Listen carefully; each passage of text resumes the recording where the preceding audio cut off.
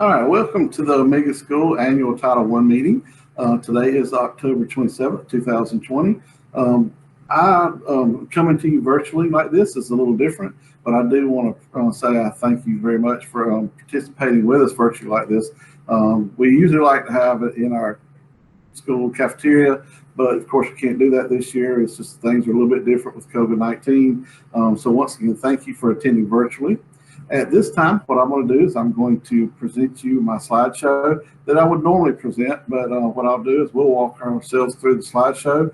And at the end of the slideshow, Ms. Arco is going to provide some links for us so that we can have if you have any questions or comments or anything that you'd like to give us. And also, please make sure you sign up or to let us know that you attended tonight. We are going to have a little special treat for our boys and girls if their parents do sign saying that they were here at our virtual meet. So at this time, I will get started. I'm going to present, let's see, I'm still learning a lot about the virtual part here, but I'm going to present our slideshow at this time.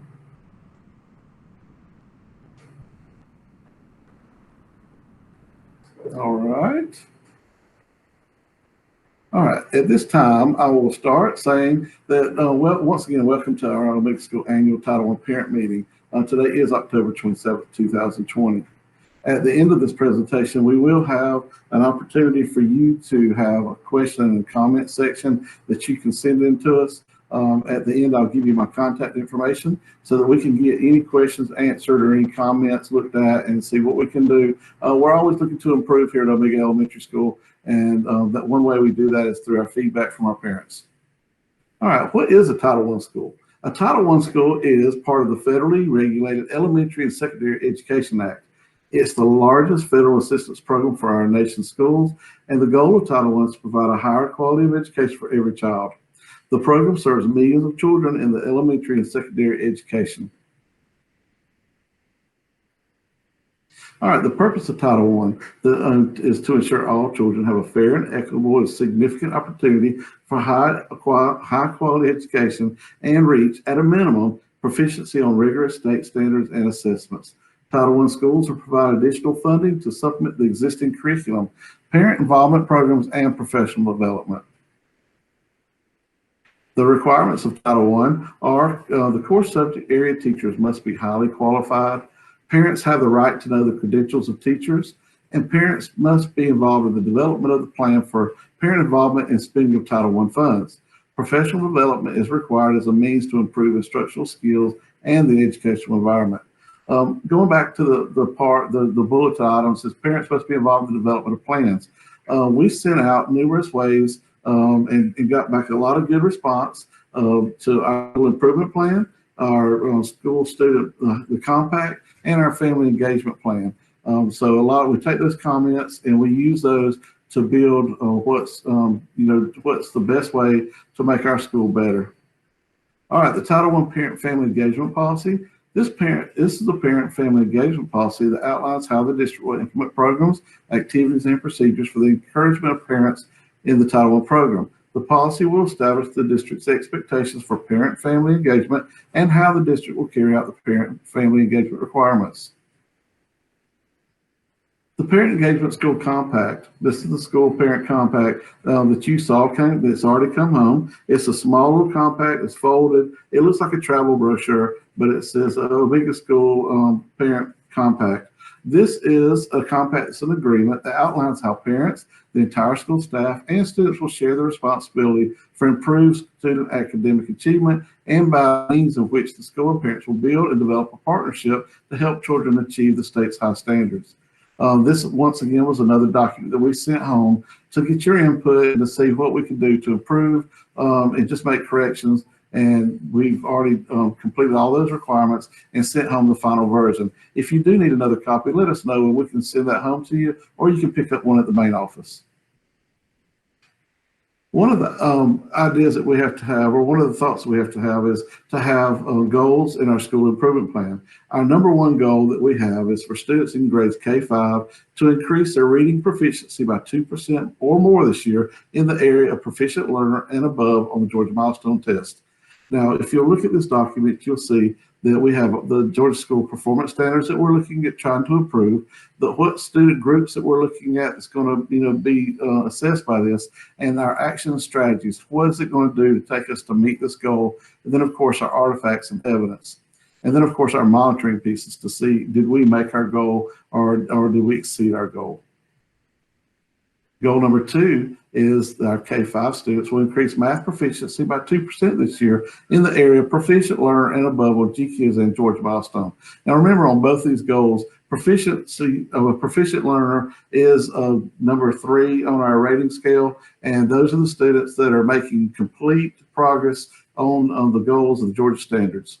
And once again, this is the same type of document. It talks about which performance standards we're talking about, the group of students, our action, the artifacts and evidence, and then our monitoring piece to see, did we make the goal or did we exceed the goal? Another item that you need to have for Title I is our parents' right to know. Upon request, Title I parents may view the professional qualifications of their child's teacher and paraprofessionals. If the student is taught by a teacher who's not highly qualified for 4 more consecutive weeks, the parents must receive timely written notice. The state assessment results regarding the achievement level of their child must be provided to parents in the appropriate language. As far as parent decision-making opportunities here at Omega School, the 3 big ones are PTO meetings, local school governance team meetings, and our leadership team meetings. Like I said, those are our 3 big ones. Now, of course, due to the pandemic right now, we are not allowed to have as many functions here at the school with our outside folks, such as parents. So we're having to do a lot of stuff virtually, but hopefully next year we'll be able to get back to where we have our PTO meetings. Those usually occur 2 or 3 times, 4 times a year. Our local school governance team meetings, we have those 6 to 7 times a year. And our leadership team meetings are monthly, and parents are welcome to come to any one of those 3. Our opportunities for parent involvement, once again, these are other opportunities that you can come to. Our parent conference day, response to intervention, which is our RTI meetings, planners, communication folders, Infinite Campus Parent Portal, newsletters, parent workshops, school handbook, local school governance team, phone calls, Title I parent meetings, parent involvement day, parent resource center, literacy night, math night, fall festival, reader of the month, signed folders weekly, school surveys, home visits, and of course, any of our social website or social media on our school website. Just look for any of those social media items, and that's another opportunity for parent involvement. Next is our Title I Parent Family Engagement Budget. Ms. Arco does a fantastic job as our parent liaison here at Omega School, and currently in our family engagement budget, we have approximately $3,000. This money is used to support parent and family engagement activities. They're also used at Omega School to provide instructional material and games for support at home to increase math and reading skills. They also provide professional development for family and community engagement and support the curriculum design, implementation, and professional development. Our curriculum is based off the state curriculum, which is based off our Georgia Standards of Excellence, which you see as GSE. Locally, we use Benchmark Literacy, iStation to support English Language Arts, and then for math, we use Eureka Math, IXL Math, and Georgia Standards of Excellence. In Science and Social Studies, we teach that through our Georgia Standards of Excellence. The tests that we administer throughout the year are kindergarten students will take the Georgia Kindergarten Inventory of Developing Skills Test, which is GKIDS. Our students in grades 3-5 will take the Georgia Milestone Assessment System, which is the Georgia GMAS, and the expected level of performance is level 3, which is proficient. Our English language learners, or ELL students, will take the Assessing Comprehension and Communication in English State to State for English Language Learners Test, which is also known as the Access Test. The expected level of performance on that test is a level 4.5. I hope this has been an informational type meeting for you. If you have anything that you want to comment or question, make sure that you see my contact information here, which is Mr. Jim Byers. I'm principal here at school, jbyers@tiffschools.com, and of course our phone number is 387-2418.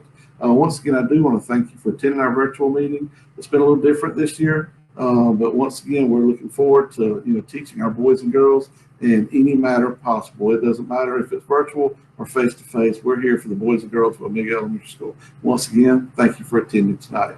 Oh, and also, by the way, don't forget to look at those links that Ms. Arco is going to provide so that you can either give us comments or questions. And also, just as important is to make sure that you sign saying that you attended our meeting tonight. That way, we have a little special treat for our boys and girls as an incentive to try to get them to have you guys watch the PowerPoint and the presentation tonight. And we'll see if we can get those little treats for our kids in the next few days. Once again, thank you for attending tonight.